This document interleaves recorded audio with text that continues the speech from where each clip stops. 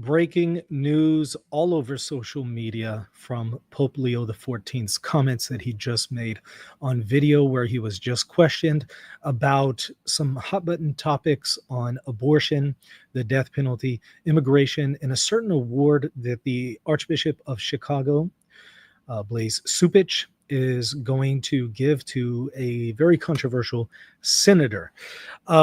Some are saying this is analogous to Pope Francis's "Who am I to judge" moment. Massive, explosive news on what Pope Leo XIV just said, and it's already stirring quite the controversy. All of that coming up next, a thorough exploration of it right here on The Michael Lofton Show.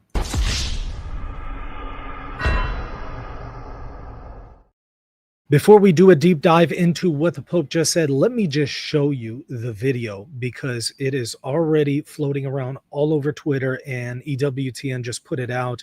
This is going to be something that's going to be discussed for quite some time. Again, this might be one of those moments like we saw under Pope Francis, "Who am I to judge?" This is kind of one of those explosive moments where we saw Amor Laetitia or Fiducia Supplicans or the Pachamama. I think this is going to be one that's going to be talked about for quite some time. Before we just dissect it, let me just show it to you, and that way you could get the full effect of it. I'm sharing my screen right now. Please let me know if there's any difficulty in hearing the audio in the chat. This is shared by EWTN's Raymond Arroyo, who says, here's the video of the Pope responding to Cardinal Supich's granting Senator Richard Durbin a church honor. 10 U.S. bishops have condemned the honor given Durbin's record on abortion. Pope Leo does not seem disturbed by the honor. In fact, he makes some very interesting statements on the question. So without any further ado, let's just watch it and then I'll dissect it for you. With Cardinal Supich giving an award to Senator Durbin, some people of faith are having a hard time with understanding this because he is he's for legalized abortion. How would you help people of faith right now decipher that, feel about that, and how do you feel about that? I'm not terribly familiar with the particular case. I think that it's very important to look at the overall work that a senator has done during, if I'm not mistaken, 40 years of service in the United States Senate. I understand the difficulty and the tensions, but I think as I myself have spoken in the past, it's important to look at many issues that are related to what is the teaching of the church. Someone who says I'm against abortion but says I'm in favor of the death penalty is not really pro-life. So someone who says that I'm against abortion but I'm in agreement with the inhuman treatment of immigrants who are in the United States, I don't know if that's pro-life. So they're very complex issues. I don't know if anyone has all the truth on them, but I would ask first and foremost that there be greater respect for one another and that we search together both as human beings, in that case as American citizens or citizens of the state of Illinois, as well as Catholics, to say we need to really look closely at all of these ethical issues and to find the way forward as church. The church teaching on each one of those issues is very clear. Thank you. Okay, very, very explosive comments here, very polarizing, because some are very, very much in favor of what we just heard from Pope Leo XIV. Others are radically opposed to it. Maybe before I dissect it, let's just look at a couple reactions. Father James Martin, very controversial priest, very much known for promoting homosexuality in the Catholic Church and liberalism. He's actually going to be very pleased with these comments. He says Pope Leo XIV, and then he quotes someone who says I'm against abortion but is in favor of the death penalty is not really pro-life. The Pope explains someone who says I'm against abortion but I'm in agreement with the inhumane treatment of immigrants, and then he shares the video. And he quotes, in the United States, I don't know if that's pro-life. This is very much the position that a lot of, at least what's been associated with liberal Catholicism, has expressed in the past. It's known as the seamless garment theory. I've already spoken about this in detail in relation to Pope Leo XIV. As soon as he became Pope, I pulled up this video when he was a cardinal, and he was saying exactly this. He was praising, Cardinal Supich for the seamless garment theory. He was praising Bernardine, Cardinal Bernardine, for these views, and saying that you cannot be pro-life if you're pro-death penalty, and basically putting the question of immigration, death penalty, and abortion all on the same status. That's what the seamless garment theory is. This shouldn't come as a surprise if you watch Reason and Theology. I covered this in this video called Pope Leo XIV endorses Cardinal Bernardine's seamless garment view. But a lot of people didn't pay attention to that, and I think this is probably going to come as a shock to them, because again, this theory has been largely associated with what has been labeled liberal Catholicism.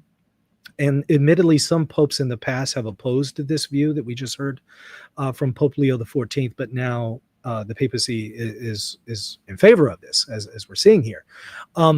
So some people are going to see this as a great news, a huge victory. Others are going to be incredibly discouraged and are going to be, they're going to feel this as a major blow to their understanding of what the pro-life movement is.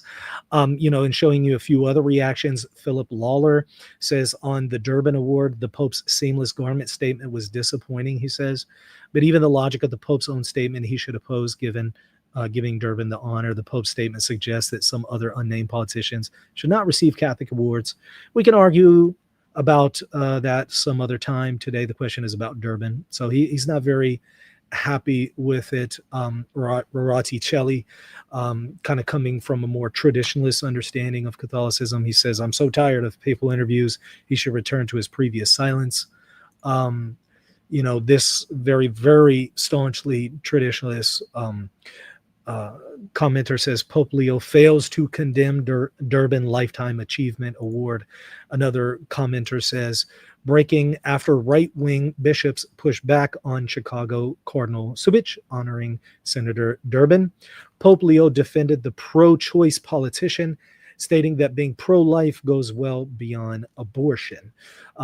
And some others are, again, weighing in all over social media. There are very polarized perspectives on this because they are very polarizing issues. Let me give you a little bit more background on this. CNA and others are already starting to report on it. Here's an article kind of giving you a little bit more idea of what's going on behind this and the situation with Supich and the 10 bishops who have condemned Supich for doing this. I suspect they're feeling very disheartened, those bishops right now, having seen what Pope Leo just said.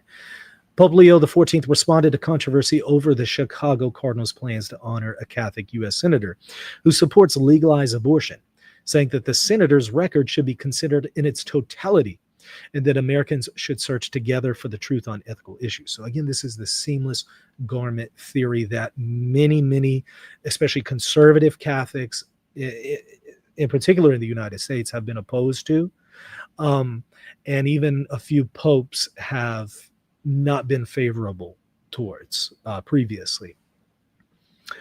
Continuing with the article, several U.S. bishops condemned Chicago Cardinal Blaise Supich's plans to honor U.S.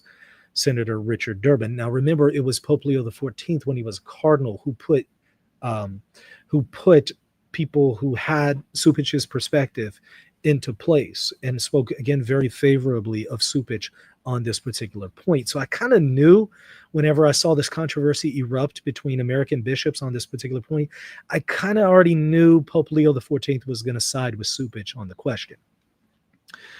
Supich is giving the senator a Lifetime Achievement Award for his work surrounding immigration policy, despite his pro-abortion voting record. The Pope said, I'm not very terribly familiar with a particular case. I think it's important to look at the overall work that a senator has done, if I'm not mistaken, in 40 years of service. Gosh, he knew more about it than I did. I didn't know he was in service 40 years. It seems like he's relatively informed, but he says he's not informed. In 40 years of service in the United States Senate. And he told this to reporters today in response to a question from EWTN News. He said, I understand the difficulty and the tensions, but I think, as I myself have spoken in the past, it's important to look at many issues that are related to the teachings of the church. Because again, the church right now currently teaches it's inadmissible to employ the death penalty. The death penalty is inadmissible. Of course, previously there have been cases where the church has taught that it's admissible in certain contexts. You have arguably the Bible in the book of Romans that admits it. Certainly the death penalty, God commands it in the Old Testament, but some have attempted to argue that it should be very, very limited in the New Covenant. John Paul II certainly argued it should be very limited. Pope Francis kind of took it a step further and said it's inadmissible at this point in all cases. And so that's what he's referencing when it comes to death penalty teachings. Someone who says, I'm against abortion, but is in favor of the death penalty is not really pro-life. Now, this is going to be a huge blow to a lot of people who have been fighting in the pro-life movement, who have been in favor of the death penalty, but against abortion. And they don't feel that those are mutually exclusive. And these are a lot of Catholics in the United States who feel like those two are not opposed to each other. But, it's usually been the liberal Catholic position that it said you can't be one and in favor of the other. You can't be against abortion, but in favor of the death penalty. The liberal position has kind of said, no, you can't do that. And often conservative Catholics in the United States have pushed back and shown there's a huge difference between the two. In the case of somebody with the death penalty, we're not talking about somebody who's innocent. In the case of, an aborted baby, we're talking about somebody who's innocent, so that you're comparing apples and oranges.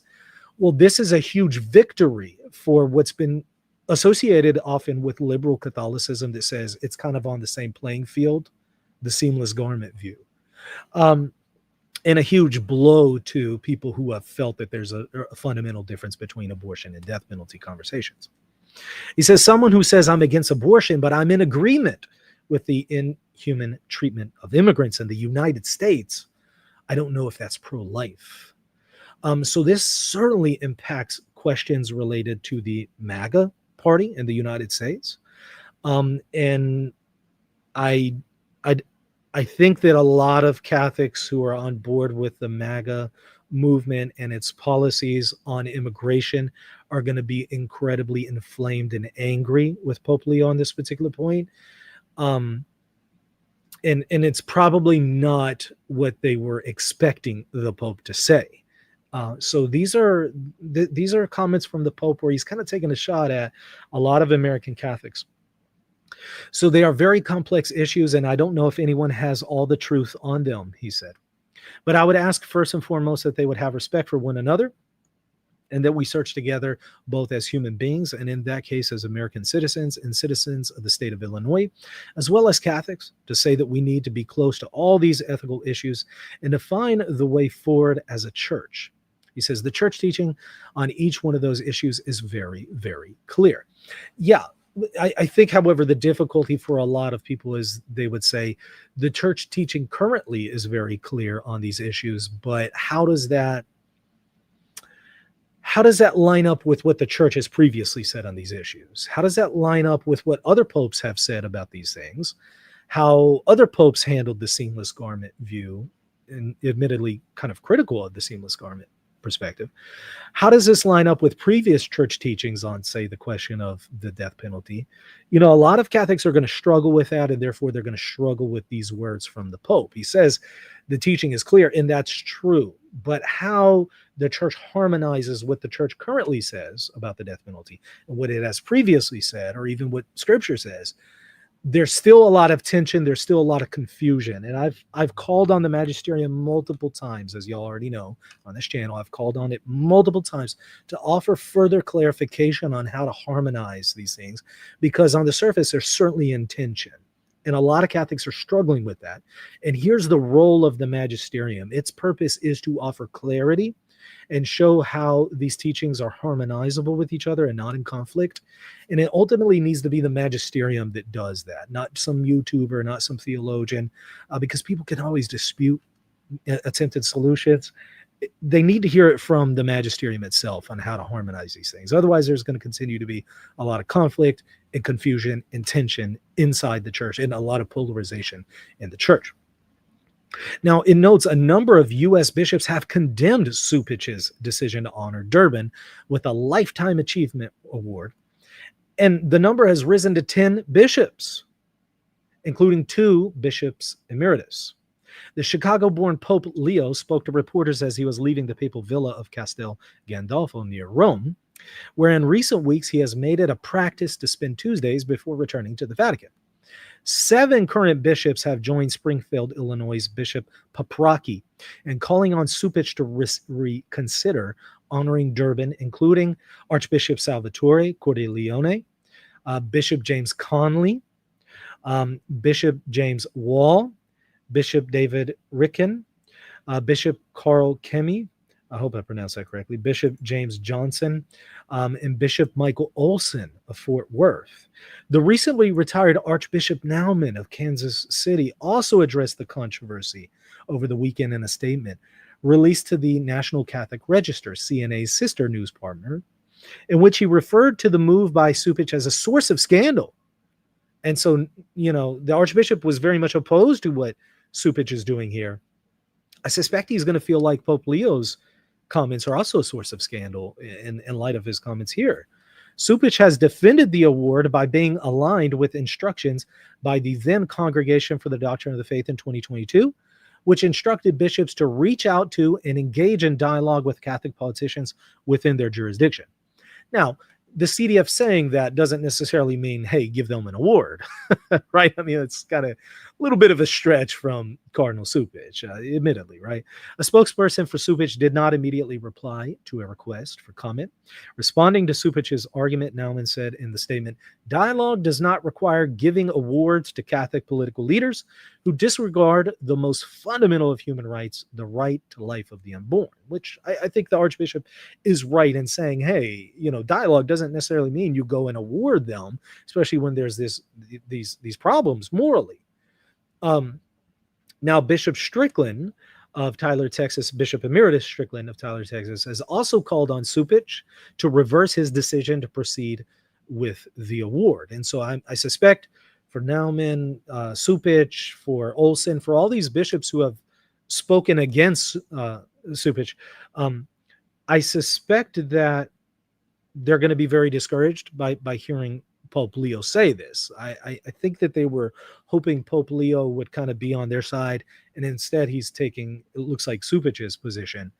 And, I think that's going to come as a huge surprise to a lot of people. Again, if you watch Reason and Theology, shouldn't come as a surprise. I've already told y'all where Pope Leo weighs in on these questions specifically previously. But again, a lot of that has slipped under the radar and people haven't really followed what Pope Leo has said. And, a lot of people, I think, have depicted Pope Leo very differently on social media. So I think this is going to serve as a huge blow that's going to give a lot of people cognitive dissonance. Okay. So it continues. In an interview on EWTN's The World Over with Raymond Arroyo on September 25th, Paprocki called on the Chicago Cardinal to either withdraw the award or Durbin himself to decline it. I don't think that's going to happen now that Pope Leo has said these things. A spokesperson for Durbin did not immediately respond to requests for comment. Supich has since canceled meetings with 2 groups of Illinois Catholic leaders, the Catholic Conference of Illinois, and a separate meeting of Illinois bishops this past week. So far, the Illinois bishops of Peoria and Joliet have refrained from joining Paprocki and calling for Supich to reverse his decision, while the Diocese of Belleville is currently awaiting the appointment of a new bishop after its former bishop was appointed Archbishop of Omaha. So again, I think for the 10 bishops who have opposed Supich on this, they're going to be pretty discouraged. And this is really going to come as a blow, I think, to Archbishop Cordileone, because he was the one who said that Nancy Pelosi can't receive communion. And you remember what happened? Nancy Pelosi went to the Vatican under Pope Francis and was given communion in Rome. And Pope Francis kind of took an implicit shot at Cordileone and kind of said some things that seemed to indicate he was opposed to what Cordileone did here and was in favor of her receiving communion. So this is now the second time that the papacy has somewhat undermined what Cordileone has said on these questions related to morals. So I do wonder how he's processing this information. and what his comments are going to be. Again, admittedly, from what I'm seeing on social media, a lot of conservative and traditional Catholics are very disappointed with these comments by Pope Leo XIV, and the more liberal and maybe neo-modernist Catholics are more favorable towards what he has said. Now, there is kind of a minority of Catholics, especially in the United States, that's somewhere in between, that wants to say, okay, I hear what Pope Leo XIV is saying, and I think that there's a whole lot of truth to what he's saying. Maybe we can't, however, put the question of immigration and death penalty on the same level as abortion, as the seamless garment theory tends to do. But I totally get what he's trying to say about the value of life, and so it's not that controversial for me. You know, you're going to have some Catholics who are in that middle position, but they're going to be very rare, very few, and very far in between. Most people tend to be, especially in the United States, very polarized and on one extreme or another. And the group that is on the left and more liberal extreme is going to be emboldened and happy with these comments, and the others who are on the opposite extreme are going to be very, very discouraged. So that is what's going on here. And it's going to be interesting to see how this pans out in the coming weeks and months. Simultaneous to all of this is some completely different news also coming from the Vatican. Arnold Schwarzenegger was just featured at the Vatican and is calling on Catholics to be a crusader for the environment and to help us terminate pollution. And Pope Leo XIV is going to be teaming up with Arnold Schwarzenegger on this point. Let's take a look at him. It's a little odd to see the Terminator with the papal keys behind him, right? This is at a Vatican presser conference. Let's see what the Terminator has to tell us about the question of faith and morals. Let's watch it together very briefly, and please let me know if there's any difficulty in maybe hearing the audio as we take a quick look at it here and kind of shifting gears. Let's see what he has to say. And by the way, everybody hit that subscribe button if you appreciate the commentary and the content here from this channel. Make sure to hit the subscribe button, hit the like button. Okay, let's see what the Terminator has to say for us. You know, seeing the kind of work that has been done in the Catholic Church over the last 10 years, building this organization. And I think that you have 1.4 billion Catholics in the world. And you have 200,000 churches. And you have approximately 400,000 priests. Now imagine the power of communication that we have with that many people getting involved. Every single one of these 1.4 billion Catholics can be a crusader for the environment and can help us terminate pollution. Now, I have been there firsthand when I became governor of the state of California, where we were in a disastrous situation. How do we move this forward? How do we do it? I said, well, we can't do it by talking about it. We just have to create the action. I'm from the future. Get to the chopper. Yeah. It's interesting. Again, I'm trying to process seeing the Terminator with the papal keys and the papal insignia behind him at the press conference for the Holy See here. Oh, I don't know what to make of that one, but yeah, again, Pope Leo XIV is teaming up with the Terminator to terminate pollution and initiate a crusade for the environment. Probably not the crusade that a lot of trad Catholics were looking for, but a crusade nonetheless, right? Fascinating stuff, in my opinion. Look, all of this introduces a conversation on the magisterium, how that operates, what is magisterial, what is not, how to interpret magisterial documents, how to deal with tension in magisterial documents and teachings, especially on questions like the death penalty.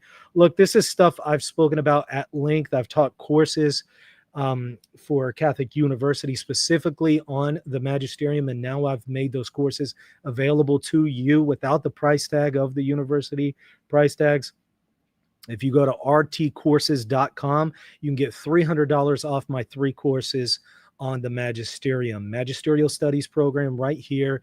And again, $300 off. And once you purchase that, it also gives you discounts on other lectures and courses that I have, but it will introduce you to the topic of the magisterium, what it is, how it operates, the biblical foundations for it, then the history of the magisterium, all 21 ecumenical councils, major papal bulls and apostolic exhortations, and then how to read and evaluate magisterial documents. 30 lectures, really exhaustively and comprehensively exploring the question of the magisterium. There's nothing analogous to this. I'm the first one to offer a magisterial studies program really out there in the world. There is nothing close to it. This gives you an exhaustive and comprehensive understanding of how the magisterium works, which you're going to need to know to kind of make sense of some of this stuff that we're seeing in these conversations about the death penalty, about outside the church there is no salvation, about interfaith dialogue. We just saw Pope Leo earlier today stressing interreligious dialogue. How does that work with, he's saying some things about other religions. How does that work with the question of outside the church there is no salvation? I talk about this at great length in these lectures. I think you'll find it very beneficial. Take advantage of the discount right now, rtcourses.com, if you want a deep dive in how the teaching authority of the church works and how the history of the magisterium has unfolded in the last 2,000 years. Go and check it out again, rtcourses.com. And I would greatly appreciate your support of the channel on Patreon. Patreon.com/Reason and Theology, or hit the join button right here on YouTube. Either way, consider supporting the channel. This is how I provide for my family. So if you appreciate the content, if you find it to be educational, beneficial, go ahead and consider supporting the channel. And of course, hit the subscribe button, hit the like button. I'm going to continue to cover this story and a few others in addition to the just educational material that I provide on the channel. I'm going to continue to cover this in the weeks to come as this situation unfolds and develops. And if you want to stay in tune with that, hit the subscribe button and hit that bell for notification, especially so that you know when I'm going live, because sometimes I just kind of go live out of nowhere with breaking news like today. So make sure to hit that bell for notification. All right, that's going to do it for now. God bless.